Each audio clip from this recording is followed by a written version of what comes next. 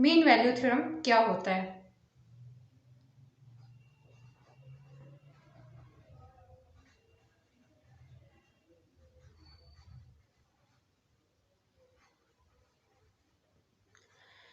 Mean value theorem same जो है आपके पास रोल्स थ्योरम की तरह ही होता है, थोड़ा सा डिफरेंस है इसमें। जस्ट सबसे पहले जो आपके पास कंडीशंस थी रोल्स थ्योरम की, सेम वही आपकी मीन वैल्यू थ्योरम की होगी। मीन लेट आप कोई कर लेते हैं एक function, let f of x be a function, यहाँ सॉरी इज लिखा हुआ है बी होता है, लेट जब करते हैं साथ बी होता है, be a function and f आपने ले लिया है cross interval a b to R, same वही कंडीशन है। क्लोज इंटरवल ए बी से एफ ले लिया है, कहाँ से कहाँ तक, आर तक। देन एफ ऑफ एक्स आपके पास क्या होगा, फर्स्ट जो इसकी कंडीशन है वही होगी सेम। एफ ऑफ एक्स आपके पास कॉन्टिन्यूस होना चाहिए, इस continuous on closed interval a b. Second जो इसकी कंडीशन थी सेम वही कंडीशन होगी रोल्स थ्योरम वाली। सेकंड कंडीशन क्या है, f of x is differentiable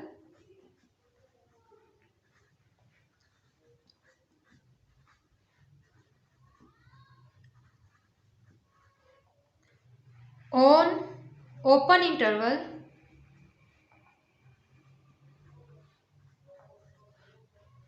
A B.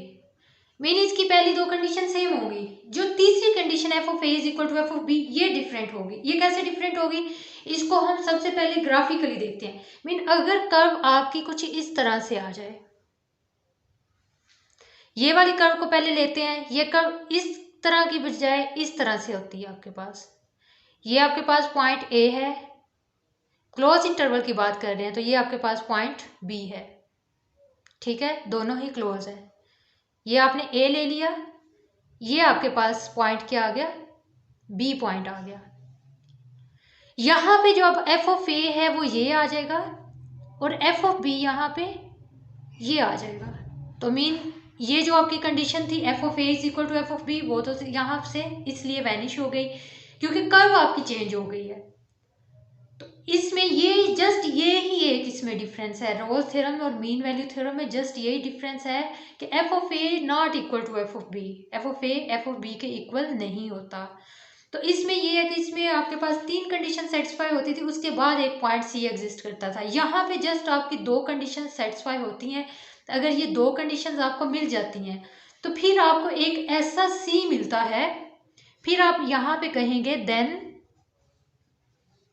There exist at least, यहाँ भी बात एटलीस्ट की हो रही है, एक से ज़्यादा भी हो सकते हैं, at least one point c on close interval such that, वहाँ पे क्या था कि वो जो आपने सी लिया था वो इक्वल टू ज़ीरो आ गया था। मीन्स टू से वो ज़ीरो इसलिए आ गया था कि वहाँ पे आपका जो टेंजेंट ऑफ स्लोप बन रही थी वो पैरेलल आ गई थी एक्स एक्सिस के, जबकि यहाँ पे वो एक्स एक्सिस की पैरेलल नहीं होगी। फॉर एग्जाम्पल यहाँ कहीं आपका ये सी आ रहा है point f prime of c, तो यहाँ पे ये आपका f of prime of c आपका mean f derivative of c क्या बनेगा, ये बनेगा आपके पास, ये स्लोप होगी f of b minus f of a over b minus ए।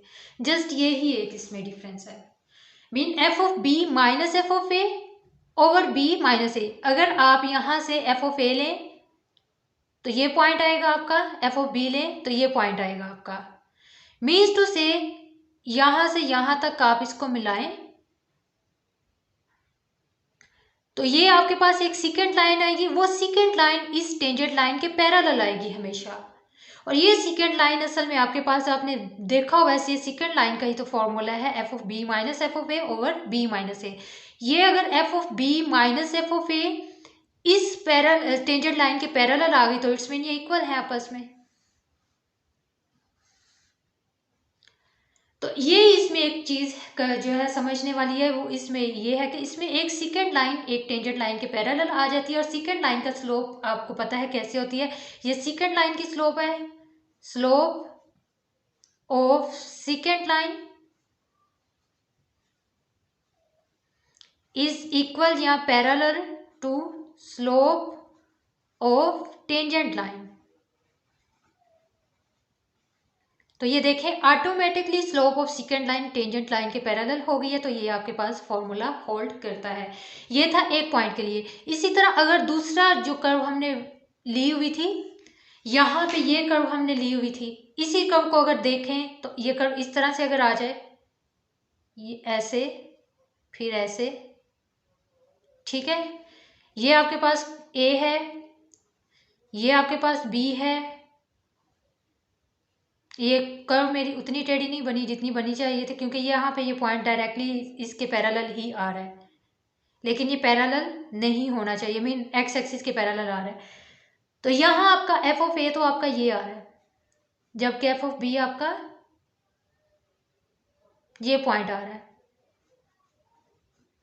अब यहाँ पे आप देखें ये सेकेंड लाइन है, इस पॉइंट पे ये tangent line F prime of C1 है, ये सेकेंड लाइन इसके पैरेलल है।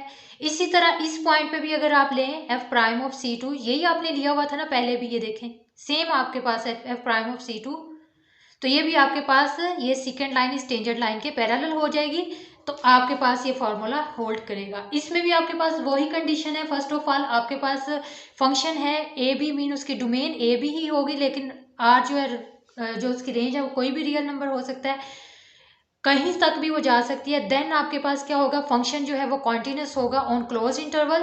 क्लोज इंटरवल पे जी बिल्कुल फंक्शन कॉन्टिन्यूस है, दोनों में देख लें। इसमें आप और भी आप आगे भी मूव कर सकते हैं, एटलीस्ट 1 C जरूर होना चाहिए, लेकिन एक से ज़्यादा कितने भी हो सकते हैं। तो ये आपके पास कॉन्टिन्यूस होगा। उसके बाद आपके पास डिफरेंशिएबल उसी तरह से ओपन इंटरवल पे होगा, मीन इसके एंड पॉइंट्स पे ये डिफरेंशिएबल नहीं हो सकता, बाकी कहीं भी ये एफ ऑफ सी यहाँ पे यहाँ पे कहीं भी डिफरेंशिएबल होगा। और वो एफ ऑफ सी उसके बाद फंक्शन डिफरेंशिएबल होगा। उसके बाद एक कम से कम एक ऐसा पॉइंट सी आपके पास एग्जिस्ट करेगा जिसकी आप स्लोप फाइंड करेंगे, वो सेकंड लाइन की स्लोप के इक्वल आ जाएगी। तो इसका मतलब है यहाँ पे आपका मीन वैल्यू थ्योरम सेटिस्फाई हो गया है। तो जस्ट यही डिफरेंस था आपका रोल थ्योरम में और मीन वैल्यू थ्योरम में। अब जो पहले हमने एग्जांपल्स की हैं, उन्हीं एग्जांपल्स में से एक एग्जांपल हम पिक करते हैं और उसी के लिए हम अपना ये जो है मीन वैल्यू थ्योरम देखते हैं वो सेटिस्फाई होता है या नहीं। हमारा जो 3 एग्जांपल्स हमने की थी, उन 3 एग्जांपल में से जस्ट ये एग्जांपल ऐसी थी जिस पे रोल्स थ्योरम सेटिस्फाइड था। तो हम देखते हैं क्या इसी पे मीन वैल्यू थ्योरम भी सेटिस्फाई होता है या नहीं। और अगर आप गौर करें तो ये आपके पास mean value theorem Rolle theorem से चेंज क्यों हुआ है, जस्ट इस कर्व की वजह से। अगर इस कर्व को खींच के थोड़ा नीचे ले आए तो वो दोबारा से आपके पास रोल थ्योरम ही बन जाएगा। इसको भी आप ये टेढ़ा थोड़ा सा सीधा कर दें, मीन एक्स एक्सिस के पैरेलल कर दें इस कर्व को, तो ये रोल थ्योरम बन जाएगा। मीन जैसा आपने कर्व की थोड़ी सी पोजीशन चेंज की है, तो वो मीन रोल थ्योरम से कहाँ चला गया, मीन वैल्यू थ्योरम में। तो ये ही जस्ट मीन वैल्यू थ्योरम और रोल थ्योरम में डिफरेंस है। तो एग्जाम्पल जो मैंने पहले सॉल्व की है जिस पे रोल थ्योरम सेटिस्फाई हुआ है, उसी पे देखते हैं कि हमारा मीन वैल्यू थ्योरम सेटिस्फाई होता है या नहीं होता। एग्जाम्पल है हमारे पास f of x is equal to 8x minus x square in 2 6 close interval है। तो ये तो हम पहले चेक कर चुके हैं इसी में कि आपके पास ये फंक्शन जो है पॉलिनोमियल है, तो कॉन्टिन्यूस होगा, डिफरेंशिएबल भी होगा। इसमें थर्ड कंडीशन जो थी वो हमने चेक की थी, यहाँ थर्ड कंडीशन गिवन ही नहीं है। 2 पहली कंडीशन सेटिस्फाइड हैं तो आप डायरेक्टली सी फाइंड करते हैं, तो यहाँ आपको डायरेक्टली जस्ट सी फाइंड करना पड़ेगा। मीन पहली इसकी 2 कंडीशन तो सेटिस्फाइड है, तो सी आप कैसे लेंगे, मीन आपके पास जो एफ प्राइम ऑफ सी है वो इस स्लोप ऑफ सेकंड लाइन के इक्वल आना चाहिए। तो पहले आप slope of second line find कर लें या प्राइम ऑफ सी फाइंड कर लें, आपकी मर्जी है। तो मैं चले पहले f prime of c find करती हूँ। तो फंक्शन का सबसे पहले हम डेरिवेटिव लेंगे तो ये आ जाएगा 8 माइनस 2x, और जब इसमें मैंने डेरिवेटिव c पुट किया तो ये मेरे पास आ जाएगा 8 माइनस 2c। उसके बाद अगला जो मेरे पास पॉइंट है वो क्या है, f of b minus f of A. F of b अब मेरे पास क्या है, फंक्शन में पुट कर दें। यहाँ पे b मेरे पास क्या है 6, f ऑफ 6 मेरे पास क्या आया है 12, और f ऑफ a मेरे पास क्या आया है, वो भी मेरे पास 12 आया है, और b माइनस a मेरे पास क्या आएगा, b minus a mean 6 minus 2 which is equal to 4। तो ये आ जाएगा, अगर इसको मैं इस पर पुट करूँ तो f of b minus f of a over b minus a, 12 minus 12 over 4 which is equal to 0। तो यहाँ पे मेरे पास ये आ गया है f prime of c is equal to 0। f prime of c is equal to 0 mean यहाँ से c की आपने वैल्यू निकाल लेनी है। c की वैल्यू आपके पास क्या बन जाएगी 4, वो c की वैल्यू इसमें पुट कर दें। ठीक है, पहले आप इस तरह से अगर फाइंड करें, उसके बाद f prime of c is equal to 0 अगर आ गया है, उसमें c की वैल्यू निकाल के c की वैल्यू आपने यहाँ पुट करनी है। तो जब आप यहाँ पे c की वैल्यू पुट करेंगे तो ये आपके पास क्या आ जाएगा, f prime of c mean 4, f prime of 4 is equal to 8 minus 2 into 4, 8 minus 4, तो ये आ जाएगा 8 minus 8 which is equal to 0। तो यहाँ से आपको पता चल गया f of b minus f of a over b minus a भी आपके पास क्या आया था 0, और f प्राइम ऑफ c आपके पास क्या आया था 4 which is also equal to 0। यहाँ आप इसे c का f प्राइम ऑफ c लिख लें, क्योंकि आपको पता है c इज इक्वल टू क्या आया था 4। मीन पहले आपने f of b minus f of a जो भी वैल्यू आई है वो आपने उसको इक्वल रखना आता है f प्राइम ऑफ c, वहां से आपने c की वैल्यू फाइंड करनी होती है। c की वैल्यू फाइंड करने के बाद आपने अगेन उस पॉइंट पे उस फंक्शन में c की वैल्यू पुट करनी होती है, उसके बाद आपने डिसाइड करना होता है ये इक्वल है या नहीं। तो दोनों ही आपके पास क्या है 0 इज इक्वल टू 0। तो इट्स मीन यहाँ पे इस एग्जाम्पल पे रोल थ्योरम भी सेटिस्फाई हो गया था एंड मीन वैल्यू थ्योरम भी सेटिस्फाई हो गया है। तो ये आपके पास कुछ डिस्कशन थी रोल थ्योरम की, मीन वैल्यू थ्योरम की। अब जो बाकी दो एग्जांपल्स हैं जिस पे मैंने रोल थ्योरम किया है, उसी पे आपने मीन वैल्यू थ्योरम भी खुद से सेटिस्फाइड करवाना है। तो ये हमारी डिस्कशन थी रोल थ्योरम की एंड मीन वैल्यू थ्योरम की, जो कि कंप्लीट हो गई।